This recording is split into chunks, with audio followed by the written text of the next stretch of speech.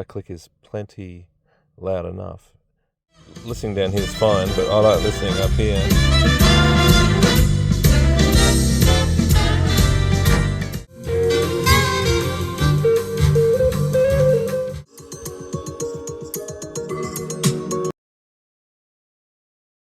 So this is my amp rack. I'm running 10 Fosi audio V3 monos, 8 of which have been upgraded with the Sparkos op amps, and it gives it a much more deep and lush soundstage, a lot more vibe, or just more musical.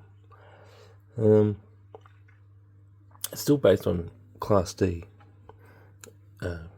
Texas Instrument chip, and I was just thinking about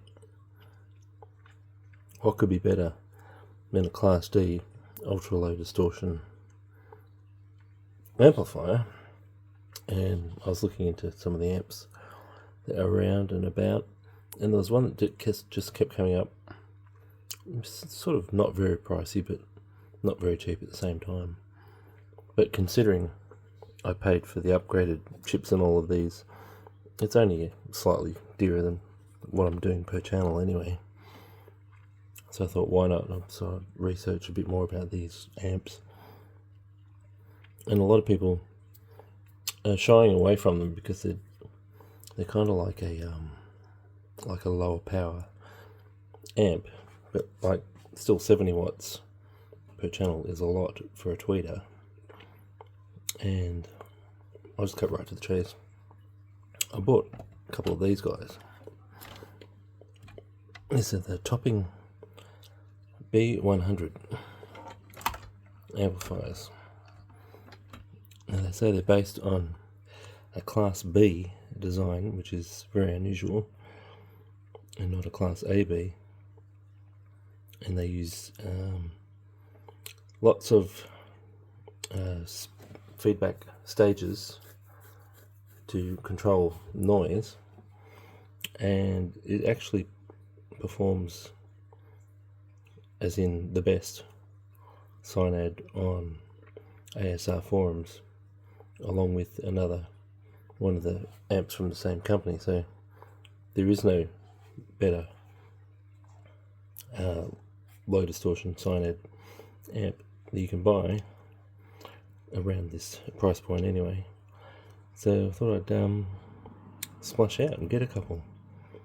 And I'm only mere minutes away from hearing them. I'll just have to check the gain versus the ones that I have, but it's just as simple as unplugging the two right hand ones over there, pulling out the the XLR speaker, and just sort of pulling them up. They'll have enough slack in those leads. Plugging in. This will just be temporary, sitting there like that, or it could go like this, whatever. But actually going to be, once I've done the testing, I guess there'll be 2 less of these up here.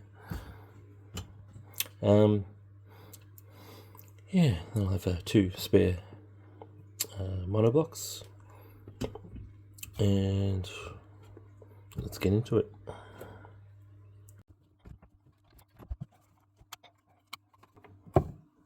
I'll have to deal with these power supplies too, because these are upgraded power supplies for the tweeters. So I'm not going to move everything down power supply wise, because then it might change my judgment of the sound change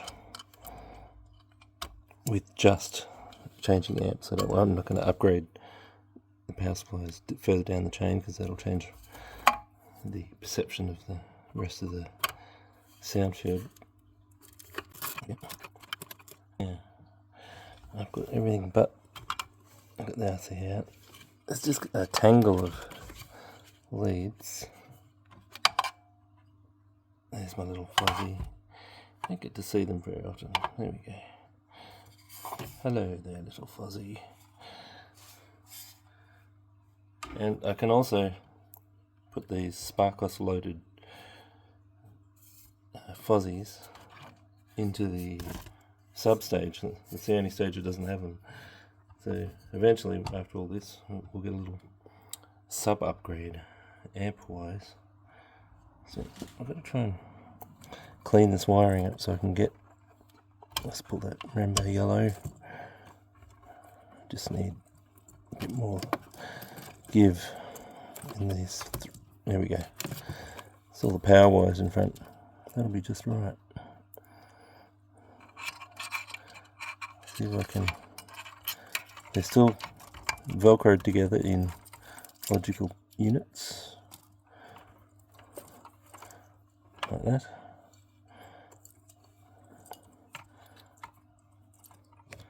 See if I can get my first one in.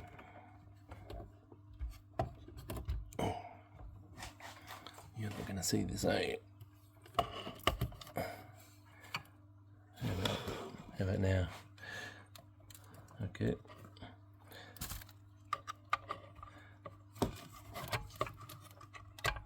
Yes. And yes. And I will eventually have to pop 12 volt trigger in, but at the moment I have my own 12 volt relays turning off the speaker connections, so I'll just go with that for a bit. I might have to just manually turn them on, and you just have to touch that button. I'm not sure what happens after a cold AC power outage though. I think cold AC with trigger will mean it definitely comes on. Cold AC, it might just come in, start in the off. Now these are marked negative on the right, positive on the left. Get that right. So we're almost there. Yeah, just temporarily using these top plugs. I can see with the camera that way. Yeah, can't even see the screen. There we go. Oh. There we go. Alrighty then. And onward. So they're not really scraping that V3s.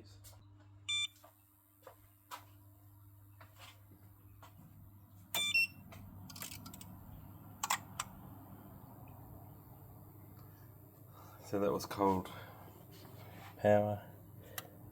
That's on. That's on. Let's go to the front.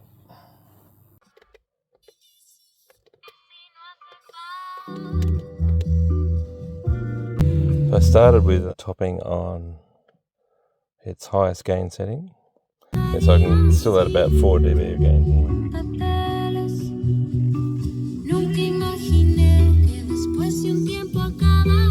That's the topping sound now.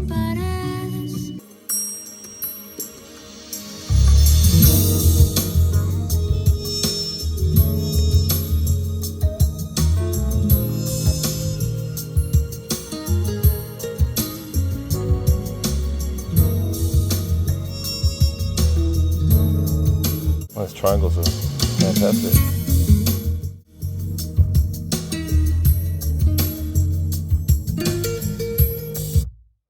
We have a mystery item buzzing. What have we got in here today? Oh, perfume.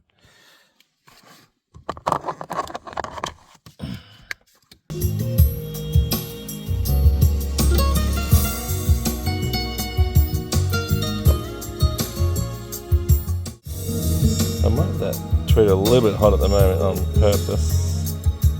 Now I'll just crank it down maybe 2 or 3 dB. 1, 2.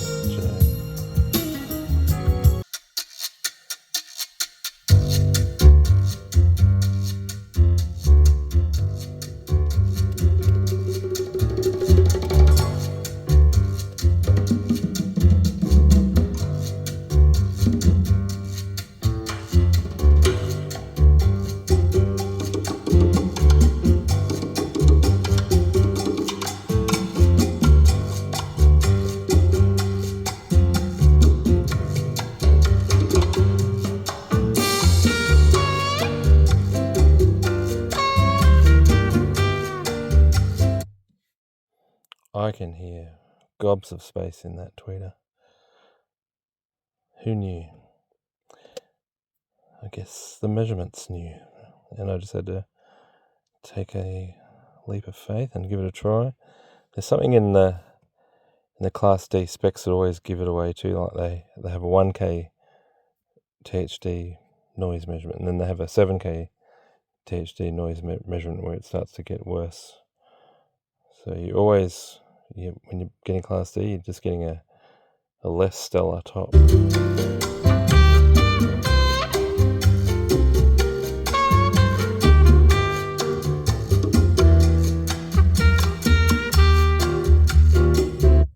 Now I'm going to turn up my 5K tilt shelf, which I've programmed in to the actual high frequency absorption of this cabin. So I can listen to some music and just keep it uncompensated, and then I can actually add it back. So I'm going to start adding it back.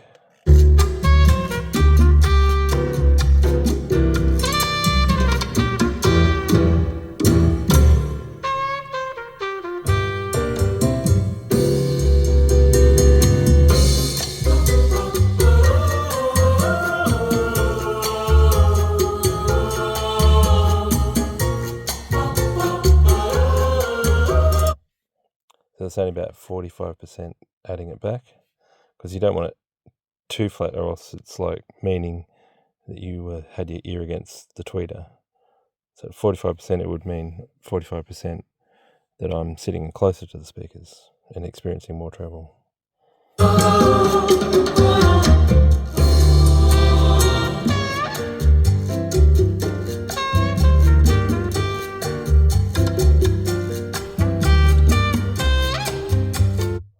So what else we have here?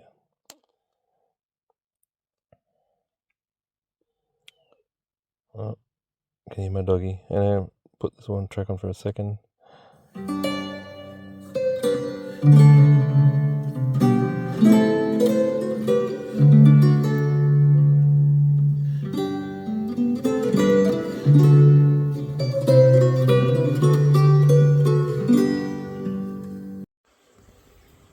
I'm so ornery. This is the temporary stitch together